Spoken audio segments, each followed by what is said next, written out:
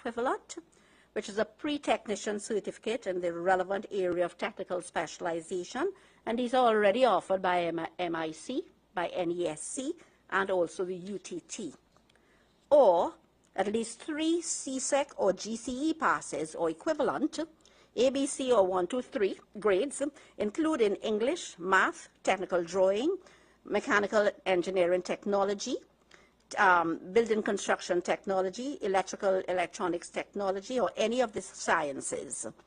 And of course, the applicants, this is a youth program, applicants are expected to be within the ages of 17 and 25, right? So this program is a great investment in the young people of Trinidad and Tobago.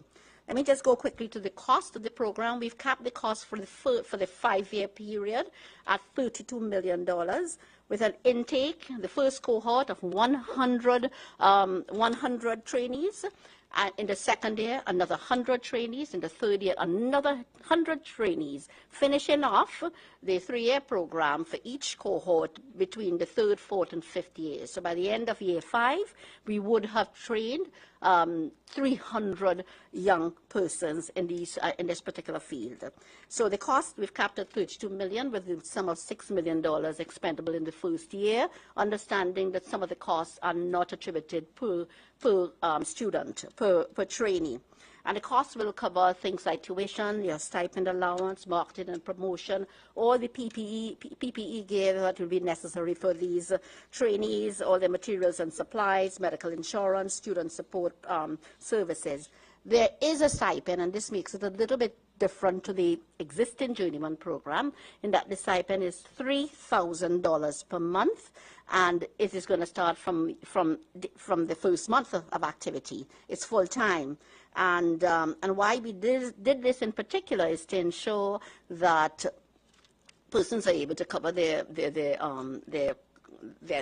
minimal cost of living. I'm talking about at least their transport to work or to training, and of course the training, and then of course also their food, etc., etc. But it also means that if there are persons at the entry level in a manufacturing organization, they too can be encouraged still to leave their job at the entry level and come into the training program, and then migrate back into the actual work study program. Nobody's going to leave their place of employment in the manufacturing sector or whatever job they're doing. And this is why we thought that we had to encourage them with this stipend from day one. And we think that the $3,000 is a good place to start. There's significant support by the private sector, by the Trinidad and Tobago Manufacturers Association. We've had many meetings on this, and they are going to be assisting the MIC, yes, with the recruitment and of course the whole question of coordination between the industrial partners, and of course the placement of graduates into jobs after. We expect to launch this program and we've been very ambitious, in about a month. And at most, I would say 6 weeks to 2 months. There will be continual monitoring and evaluation of this program to ensure that it's working. There will be a full assessment, ongoing assessment of the program with all of the various partners. And let me say that I wish to thank my colleague, Minister of Education, who has been integral to this process. Also to thank MIC and NTA and the technical officers of the ministry, etc. This program, again, very, very, very important when we're talking about global inflation. The cure to global inflation is production, not just production of food, but production of non-food items, again, to help build the economy, build our exports, etc. And therefore, this program remains fundamental to the growth in our economy as well. Again, there are significant gaps when we look at the entire manufacturing ecosystem. There are gaps that must be closed. It is government's job to do the policy formulation, and of course for the private sector to get going with filling all of these gaps. And you've recognized that we've been doing that so that we can really continue to increase our export levels. When I look at the export levels for the non-energy sector, it's pleasing to see that we've crossed the pre-COVID lowered figures, and that we're now back at 2019 by, we are now at 13.36 billion out of a total export level, energy and non-energy sector, 48 billion. We're now at 13.36 billion, which is 12% from January to December 2020 and 2% from our 2019 figures. So we're continuing with all of those activities, and at this time, as I said, working on filling the gaps, ensuring that we have all of the necessary access to finance, capacity building, access to incentives, market access solutions, creation of spaces, of economic spaces for these manufacturers, new manufacturers to enter, to ensure, again, we close the gaps to all of the manufacturing ecosystem. If I just have a minute to just add that we're very pleased. I'll give you a little progress on the Phoenix Park Industrial Estate, which is nearing completion. We're hoping that we can complete by the end of May, but I see it perhaps stretching another month on account of the work stoppages during COVID, and also on account of the rains which we've had in March, and I don't think anyone had foreseen. But things are progressing with this $680 million RMB project, and with 78 spaces for manufacturing entities. The InvestCT and ETech are working feverishly to fill the parks. We have several Chinese tenants who, well, I wouldn't call them tenants quite yet. We've offered letters of, we've made letters of offers to them. There is a luggage manufacturing firm, and there is also sanitary napkins manufacturing firm. Talking about Chinese firms, a regional distribution center, and there's some other local firms that have also been given letters of offer. So we're quite pleased with the progress that is being made with this park, and together with the incentives from this special economic zones policy, once in place, I think we're well on our way to attracting some new business into the manufacturing sector. Thank you. Thank you very much, Minister Gopi Skoon, and we wish that project well. I am here today to provide an update on the Commission of Inquiry into the tragedy that took place at Paria. There's been, understandably, a lot of interest with respect to where the Commission of Inquiry has reached and the progress that has been made to date, and we thought it apt that I should just come and provide the information that is at hand. But I'd like to start by putting it in context, because there's been a lot of, unfortunately, continuation of misinformation, in particular, unfortunately, once again, by the leader of the opposition, Mrs. Kamala Persad-Bissessar, who keeps town crying with respect to this Commission of Inquiry. And I'd like to put it in context by giving you all two analogous timelines, because as you would be aware, commissions of inquiry do take some time. So let me start by giving you the timeline of setting up the Coleman Commission of Inquiry, which, as you would recall, was a commission of inquiry into the failure of the Hindu Credit Union, the CLF, CLICO, and that whole group. So a cabinet decision was taken to establish a commission of inquiry, let's call it into the HCU, CLF, and CLICO, on the 30th of September 2010. The 30th of September 2010. That cabinet note did not even acknowledge or set out who the commissioners, or as it turned out to be the sole commissioner, would be. By instrument of appointment, dated the 17th of November 2010, Sir Anthony Coleman was appointed as the sole commissioner. So almost a month, or over a month and a half later, is when the sole commissioner for that Commission of Inquiry was appointed. So Cabinet took the decision on the 30th of September 2010. Coleman was appointed on the 17th of November 2010. The first procedural hearing for that Commission of Inquiry, which is just really coming to the public and saying this is how we intend to conduct the Commission of Inquiry, these are the parties, if there are any procedural objections, etc., took place on the 11th of March 2011, many months later. And then the first evidential hearing of over a year of evidential hearings took place on the 29th of June 2011. I did that just to remind us and to put it into context of how commissions of inquiry go. You all would recall at the outset, and I'll now give you the timeline with respect to the tragic accident that took place with respect to why we've set up this current commission of inquiry. It was unfortunately on Friday, the 25th of February, that we first as a nation got news that an accident had taken place at a Paria facility with respect to divers who were employed by LMCS, the 25th of February. On Monday, the 28th of February, I, as Minister of Energy Industries, had a press conference where I announced to the public, after expressing sympathy and hope for the families, announced to the public that we were considering, and I would be asking Cabinet for us to set up an investigative panel under the legislation that governs the Ministry of Energy and Energy Industries to look into this industrial accident. That was on the 28th of February, the Monday after the Friday.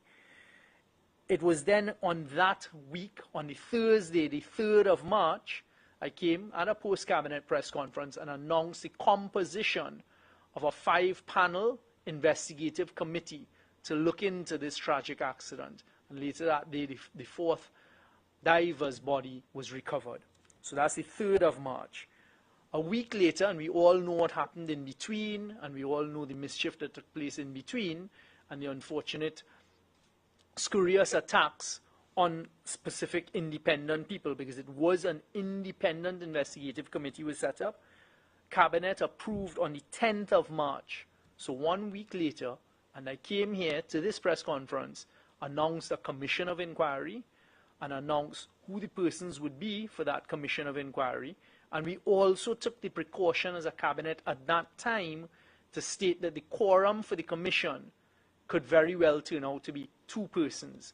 The chairman, and we got Sir Dennis Morrison to accept the chairmanship of this commission of inquiry, and then we have a subsea specialist, Mr. Gregory Wilson, who will be his second commissioner on this commission of inquiry. At the time, we also announced who the counsel to the commission of inquiry will be, and of course that is Mr. Ramesh Lawrence Miraj, senior counsel, former Attorney General, and his team of attorneys. That was made on the 10th of March. At the time, we were attempting to get a 3rd panel, a 3rd commissioner to sit on this commission of inquiry in the form of an international investigator. By that time, we had determined that there were experts out there in the international field who investigate these industrial accidents that sometimes lead to tragic deaths of persons, and we had consulted, I personally consulted with both Shell and BP to lean on their experience in disasters that have taken place in the oil and gas industry. Names and firms were provided to me, and I spent the next week or so trying to obtain a 3rd commissioner. It became apparent, because of the distance that these international investigators are from Trinidad and Tobago, as well as their workloads, because they're doing these inquiries all over the globe, the 2 experts that I spoke to could not commit the time to come and sit full-time as commissioners on this commission of inquiry. We then determined that the best thing to do would be to provide support to the 2 named commissioners, Sir Dennis Morrison and Mr. Gregory Wilson. And that is where we are. The Prime Minister himself announced this last week in answer to a question in parliamentary questions, Prime Minister's questions, and he said that there would be two members of the Commission of Inquiry who have already named, and that we would find this international investigative firm to provide the expertise. Again, this is not unusual. My mind is cast back to the UF Commission of Inquiry, where you all would recall UF, who sat as a commissioner, he had the expertise of a quantity surveyor, if I remember correctly, and other persons to assist outside of the council to the Commission of Inquiry. There is nothing untoward. Sir Dennis Morrison, I stood right here and gave you all the long list of his CV, his accomplishments, including sitting as a Court of Appeal judge in a number of jurisdictions. I can now report to the country, having been in contact with Sir Dennis Morrison, as well as Mr. Gregory Wilson, and also counsel to the Commission, Mr. Ramesh Lawrence Miraj, that we are hoping, Sir Dennis Morrison confirmed with me this morning, but we're trying to firm up the necessaries, that he will be here in Trinidad on the 18th of April, which is just a few weeks ago, and he will spend a few days here, with his brief being, of course, to be sworn in as a commissioner, along with Mr. Wilson, to meet with the counsel to the commission, Mr. Ramesh Lawrence Maraj and his team. I've had conversations with Mr. Ramesh Lawrence Maraj and his team, who are already beginning to prepare what needs to be prepared. And it is the commissioner, the chairman of the commission, along with his fellow commissioner, who will determine how the commission goes forward. It is not the government's purview. It is an independent commission of inquiry. Sir Dennis Morrison will lead it, along with the support of those who have named, and they will set the timetable. I presume the first thing they will do is determine who are to be the various parties to the commission. They will then issue the necessary documentation to them. We, the government, are in the process of preparing where the commission will sit and providing and ensuring that there is support for the commission that normally comes in the form of a secretary appointed under the Act, the Commission of Inquiries Act. I've spoken to Attorney General Reginald Armour about this as well last week, and we're going to get someone either from the Attorney General Legal Affairs offices or someone that he recommends, and then, of course, the support staff to go along with that. I have also been speaking to the head of the public service, the permanent secretary out of the office of the Prime Minister, first to ensure that Cabinet provides the funding so that this commission can start up and get going. So we expect and we're hoping that Sir Dennis Morrison will come that week of the 18th. I've gotten him to commit. That Sunday is the Easter Sunday, but let's try and get him here on the 18th of April so he will begin his work.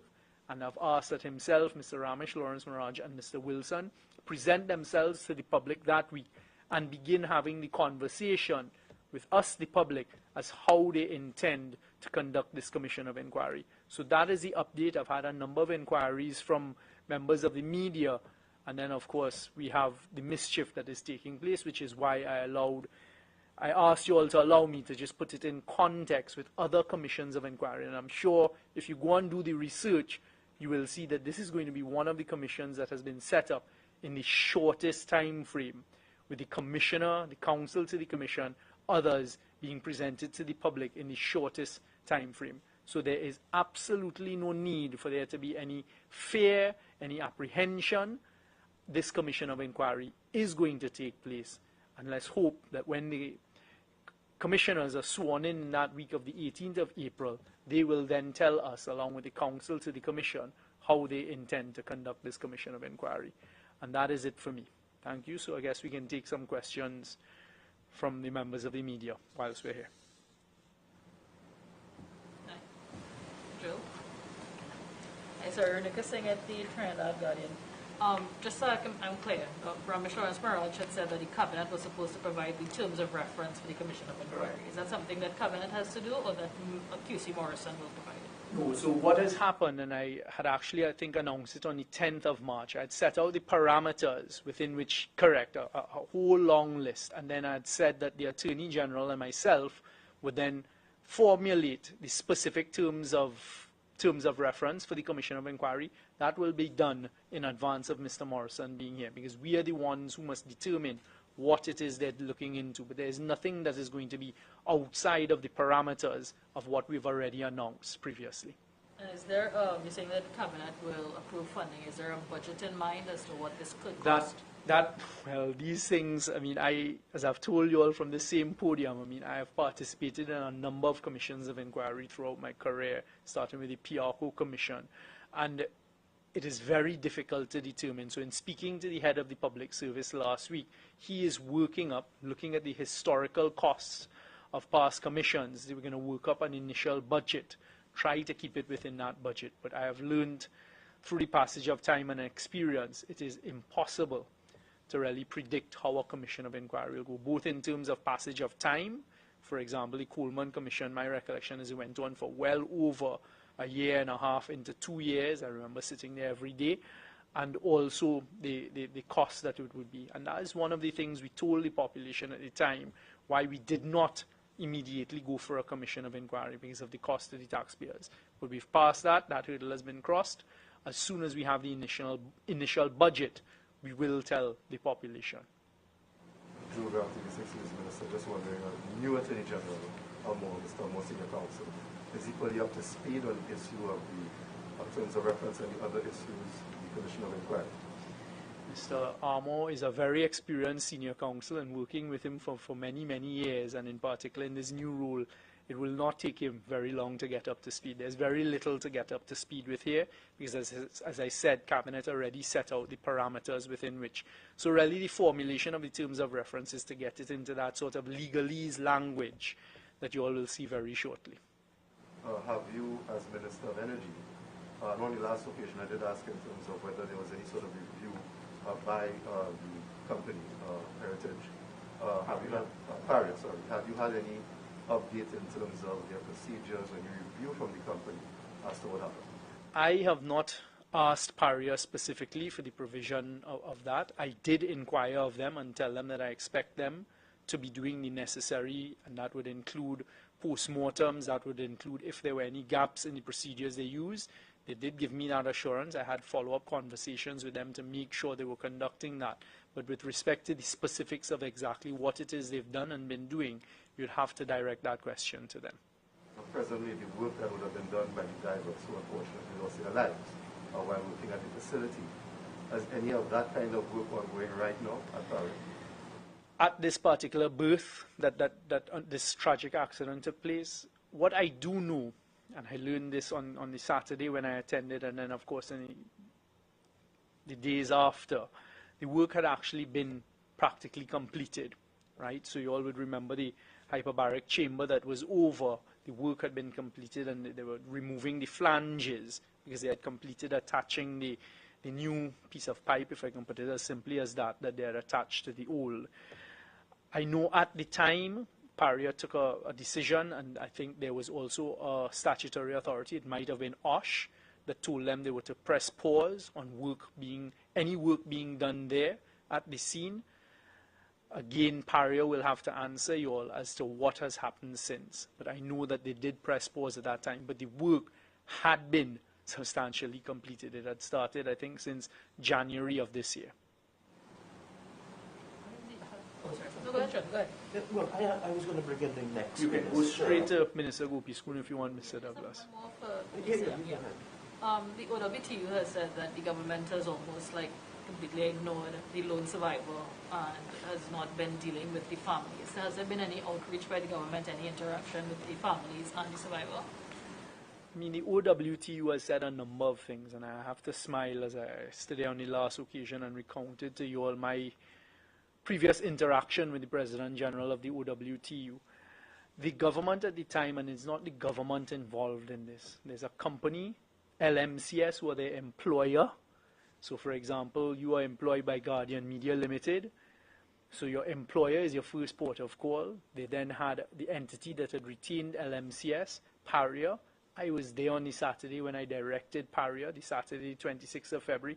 Please make available to the families what needs to be made available. At the time, there were these firms that provide employee assistance programs, etc. They were there present.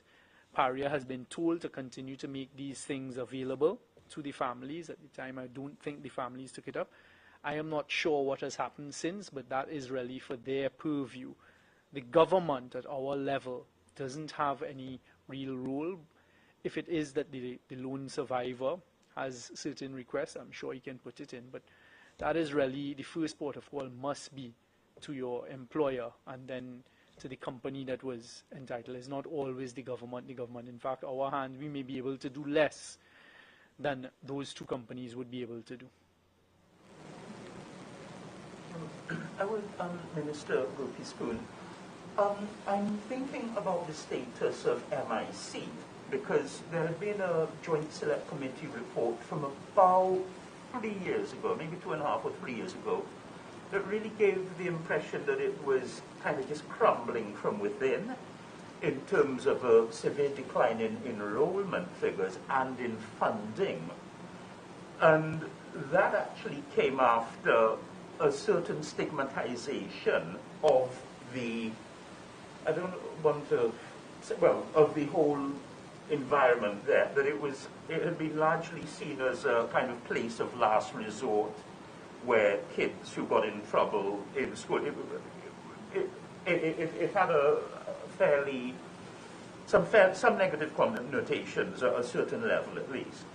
So I'm wondering, in terms of like this revitalizing it, how much faith and confidence and pressing the reset button and so forth can be done, please. Thank you, and for the opportunity to provide a clarification on that.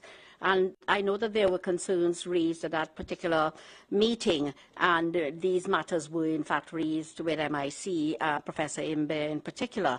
And what particular to this program, which is a journeyman program, there had been a high attrition rate in the first year. And this is a reason why we sought to introduce this stipend. And also there was a program overview by MIC as well to ensure that it in fact meets the demands of what is required for the manufacturing sector. So, you know, every program also that it's out there, most activities that are out there requires a relook ever so often. And I think this gives MIC the opportunity to really repurpose and come out very strongly with a program that will be identified with the growth of the manufacturing sector and of the economy. So I have we had several meetings with MIC and the NTA, and one of the reasons why we also wanted to use the journeyman program was because of accreditation. Had we started something entirely new, we would have to go through the entire accreditation process. But here we are, able to build on both accreditation accreditations that we have under the German model, and also with the Accreditation Council of Trinidad and Tobago. I have no doubt in my mind that every effort will be made to ensure that this program is suitable for the kind of qualified trainee that we want to get out into the workplace. I'm very glad to have the opportunity to speak again, because I wanted to clarify something about the stipend. In the first year, government will in fact pay the entire stipend of $3,000. In the second year, however, government would pay 75% of the stipend, with the manufacturer, the particular entity, the manufacturer to whom that trainee is assigned, paying 25%, and the third year it's going to be 50-50. And that has been agreed on by the TTMA and their membership as well. But we expect the best out of MIC, and I don't know that it may have been exaggerated. I don't know that MIC has fallen out of favor at all. It is a well-respected organization, and that have produced numerous craftsmen and technicians, and we're very pleased to revitalize this at I think it's the level 3, to be able to supply the manufacturing sector with the necessary skills that are needed at this time. I mean, I could ask something else Sure. that you did mention, which is, I don't have the terminology, but it's something like a labor skills gap assessment. Yes. That you don't want to send off people to learn ancient Greek or something, you know, for 4 years, you're funding that. So is this a thing that because we haven't heard much about it, like the idea, that the concept was mooted, say, 5 or 6 years ago. In fact, I think even before this, even your predecessor government had. But we don't hear like a regular thing, well, every year there's not really a regular report. Well, you know, we'd advise students to go into the sciences or to not, you know. And so I'm so happy to report, and again, that historically this government has always supported the necessary training, and I said it before earlier when I spoke, the necessary training that is necessary to get into it was long days ago, the sugar industry, and then the energy sector, and in particular the petroleum sector. Remember the days of the San Fernando Technical Institute and the government vocational training centers as well. And even more recently in the energy sector, and Minister Young can speak to the mentorship, the very successful mentorship program that is ongoing in the Ministry of Energy and Energy Industries. And I think many of us in the other ministries want to really replicate the success of that particular program. But in the technical area, if we are going to expand the manufacturing sector to the levels, I mean, we speak about diversification all the time. If we're going to see the kinds of levels we want, we must have the technical capacity for entry into those that particular sector and industries. And I think the way to do it and to inform what was needed was to do those labor market surveys. As I said, we did one in 2019, and in 2021 we were specific, guided by the earlier one, to understand really where is the gap and how can we fill the gap, how that gap can be filled. And I think it was the right approach on which to base a program where government is going to spend a considerable amount of funds. Minister of Energy. Thank you very much, Minister Gopi Schoon. So the answer to that question, in addition to what Minister Gopi Schoon has said, is the Ministry of Planning and Development is constantly, on an annual basis, doing an assessment, for example, of where we see down the road there will be a need for a particular skill set, and that feeds directly into the scholarship programs. And for example, when foreign governments approach the government to offer certain scholarships, we try to align it with the needs of the country, and from that level go down. We continuously do this assessment. So Minister Gopi Schoon, as she's told you about this program she's launching here today, or informing us of today, I can tell you as well, currently before us for discussion and is at F&GP, is something to do with steel pan. And Minister Gopi Schoon had brought a note to deal with steel pan. And when it came to Cabinet, we said, well, hold on, why don't we expand this, for example, to encourage the teaching of tuning? So these things are currently constantly going on. The mentorship program that Minister Gopi Schoon mentioned, which we were supposed to give a quick update on today, is something that we piloted at the Ministry of Energy, Energy Industries, the brainchild of the Prime Minister and former Minister of Energy, Minister I.A.N, implemented it, where we took on the first cadre of mentees at the Ministry of Energy with first-class honours, about 30 to 35 students, and they have been working their way through. In addition to doing specific jobs in the ministry, they have also been getting experience. Part of it is to get experience outside at some of the oil and gas companies. This has gone very successfully.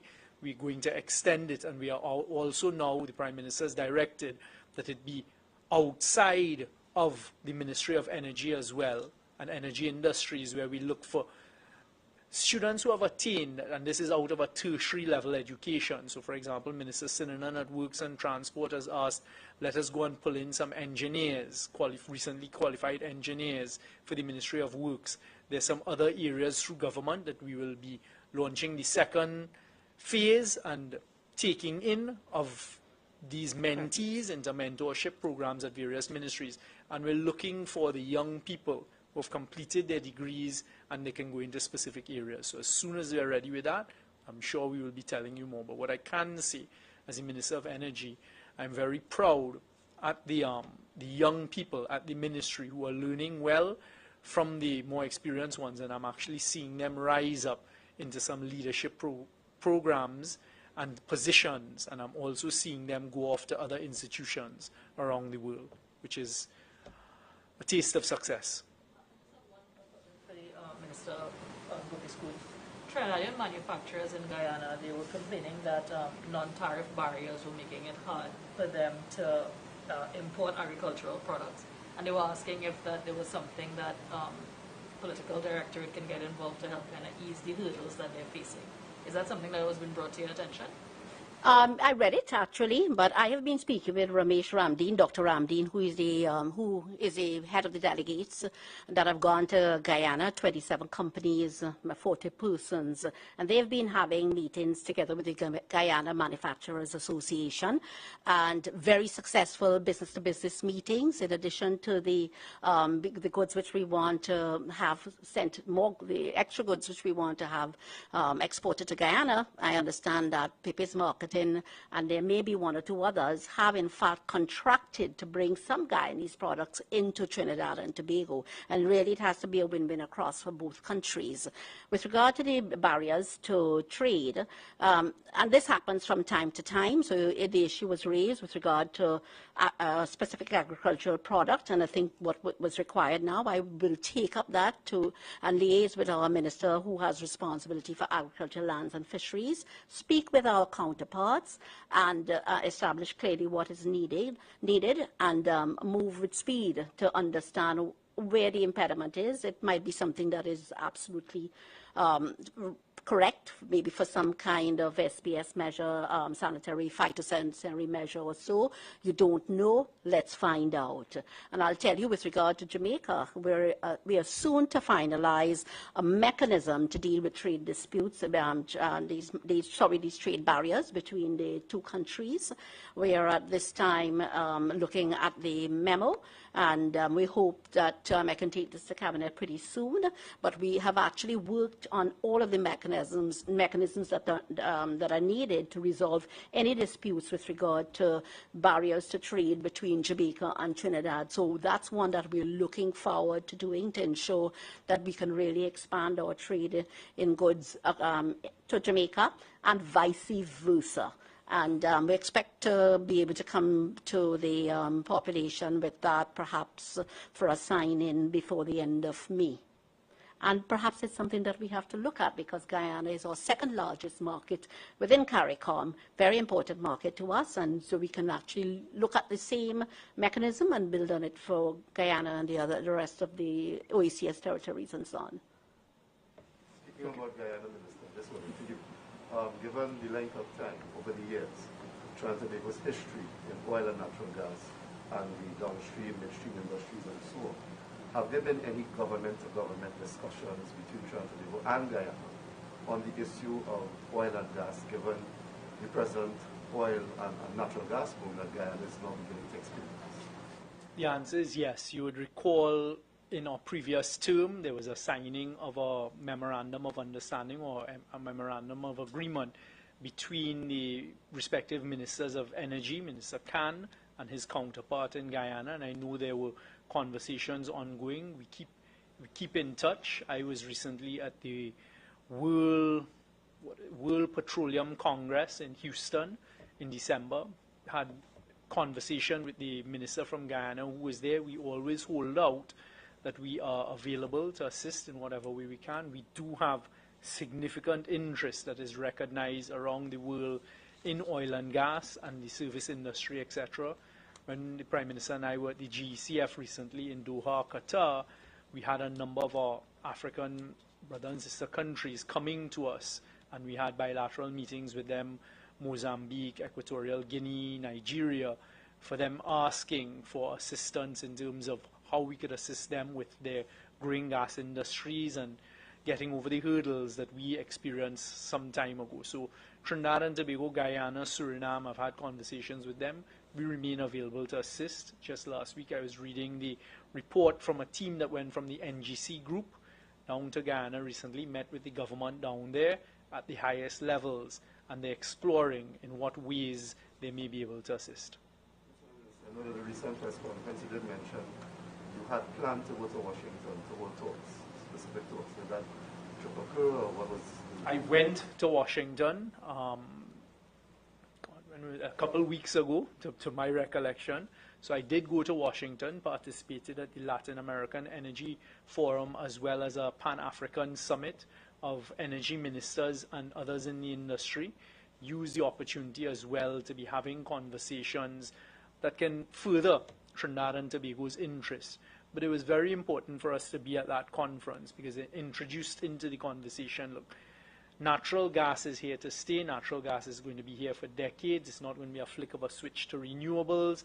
And to keep that conversation going on and to tell them that we may be in a unique position, Trinidad and Tobago, with an oil and gas-based economy in our part of the region, and how we can use greener, cleaner energy and renewables at the same time, etc. So those conversations continue to take place. But yes, I did go to DC, and it was a very successful trip.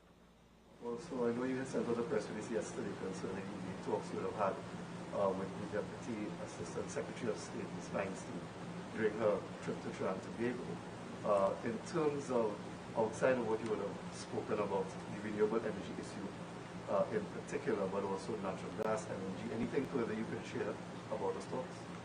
I shared with them where Trinidad and Tobago is, the role that we play. I had a number of diplomatic meetings on that day. I think it was on Tuesday. And the United States is very aware of our place in the energy industry. And I think I can say now that Cabinet approved this morning that I will be heading back up to Washington, D.C. in a couple of weeks to have further conversations now based on U.S. officials, and in particular the same Ms. Bernstein who came down with her boss and some other persons, as we can explore how Trinidad and Tobago can contribute to what is going on in the global energy landscape, because we think we have a significant role to play. And also in an interview to TV6 News, Ms. Feinstein, the same Deputy Assistant Secretary, did say that she had met with members of AmCham, and there was a discussion of two things, and Trade Ministry could also read if you want, the potential for more foreign direct investment in Trinidad and Tobago, but also some of the challenges in terms of doing business and so on. How is the government looking at this, especially as not just Trinidad and Tobago, but the world recovers from COVID-19, and in terms of attracting more investment in such the climate as it stands right now? I'll go just before Minister Gopi Schoon. It's nothing new to Trinidad and Tobago. So I smile every time persons talk about, for example, the Prime Minister traveling, myself traveling. All of those trips are occasion to bring foreign direct investment to Trinidad and Tobago, to encourage who is here already to stay here, to continue investing. We are always open for business, especially in the energy sector. It's something we've been pursuing, but also outside of the energy sector. So what I can say is all of those trips, whether it be to upstream companies, downstream, midstream companies, it is always to progress and make sure that more money is invested here in Trinidad and Tobago. And we have had significant sums of money invested here and plans to invest, to continue investing here in Trinidad and Tobago. With respect to the ease of doing business, that does fall somewhat under the Ministry of Trade and Industry, and I know Minister Gopi Schoon has been trying to get us further and at a better level on that indice, so I'll turn that over to her. Mike. Thank you very much. And I always say that the ease of doing business is everybody's business, right? Because I think the connotation in most people's minds, for instance, as soon as I enter Trinidad and Tobago, if I see a long line, the ease of doing business isn't working. And I think that's how the population thinks. But with regard to trading matters, this is where our energies in the Ministry of Trade and Industry are directed.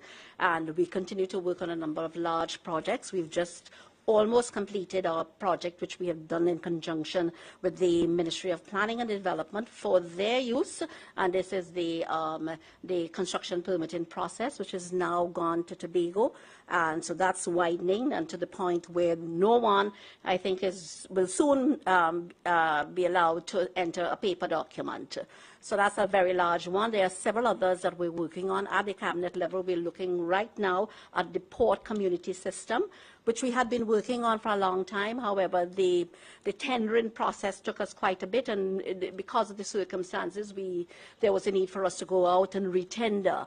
But that port community system is very important to the whole improvement in the trading in Trinidad and Tobago, in the trading environment, and therefore we're hoping to complete that exercise at Cabinet and to get that project going. But for instance, at the end of April, by the end of April, we would introduce and announce to the population what is a trade information portal.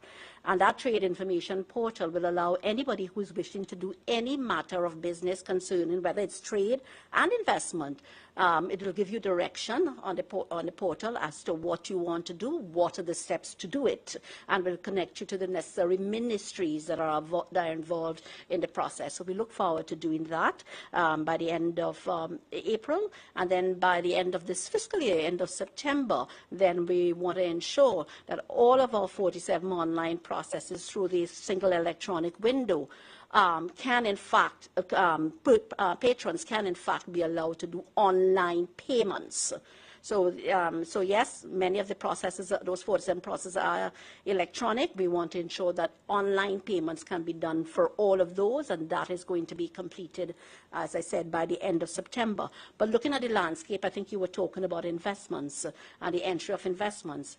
Yes, we are building on particular sectors, and this is why I spoke of the manufacturing ecosystem and really reviewing at every level, at every step, what is needed to not only promote extended manufacturing and the expansion of the sector in Trinidad and Tobago, but to welcome as well new manufacturers into Trinidad and Tobago. That's just one. We would have put a $10 million line out for the yachting sector. And last week I would have had a meeting co-hosted with the Minister of National Security and engaging also the Customs and Excise, Immigration Department, Coast Guard of Trinidad and Tobago, again, attending to all of the gaps that are needed, including the single harmonized form, to get that sector up and running, and to ensure, again, that we invite yachties to Trinidad and Tobago that's earning foreign exchange.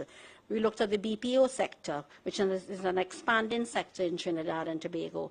And only about a week or 10 days ago, the press would have been invited as well to the opening of the third location for ICO, and bringing our seats and or the persons employed in ICO up to 2,000, from 1,200 to 2,000 young entrants into that particular sector.